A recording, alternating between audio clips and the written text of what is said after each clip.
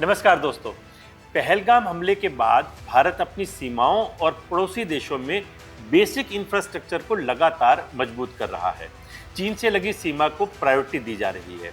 इसके लिए भारत ने भूटान के एक घाटी में डोकलाम के पास एक सड़क बनाई है, जो भूटान के लिए फायदेमंद होने के साथ साथ भारत की रणनीतिक ताकत बढ़ाएगी।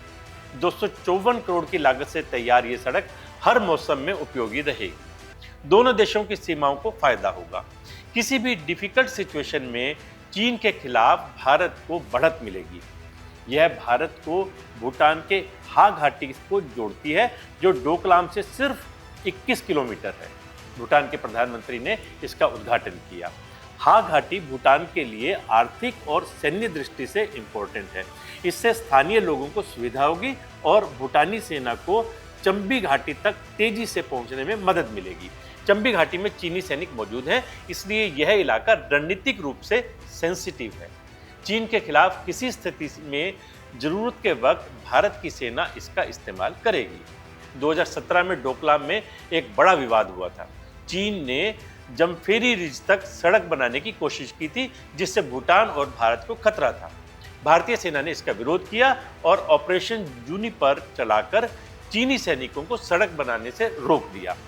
72 दिन तक चले इस लंबे टकराव के बाद चीन को पीछे हटना पड़ा था, लेकिन इसके बाद भी चीन ने डोकलाम में हेलीपैड बना लिया, हजारों सैनिक तैनात किए। डोकलाम भूटान के पास है, लेकिन यह सिक्किम, भूटान, तिब्बत के त्रिकोण पर है, जो भारत के लिए भी स्ट्रेटेजिकली अहम है।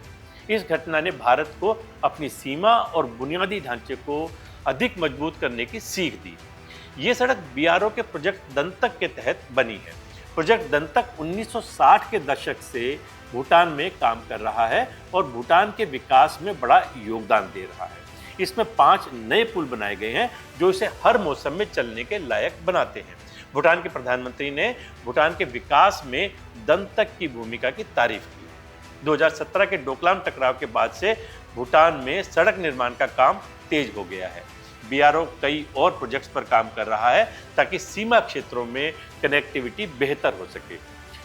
भूटान की सीमा पर चीन की ओर से लगातार बुनियादी ढांचे का विस्तार हो रहा है, जो भविष्य में तनाव बढ़ा सकता है। इसलिए भारत और भूटान को इस सड़क की सुरक्षा और रखरखाव पर ध्यान देना होगा। साथ ही स्थानीय लोगों को इस सड़क के फायदे और सावधानियों के बारे में जागरूक करना होगा। नमस्कार।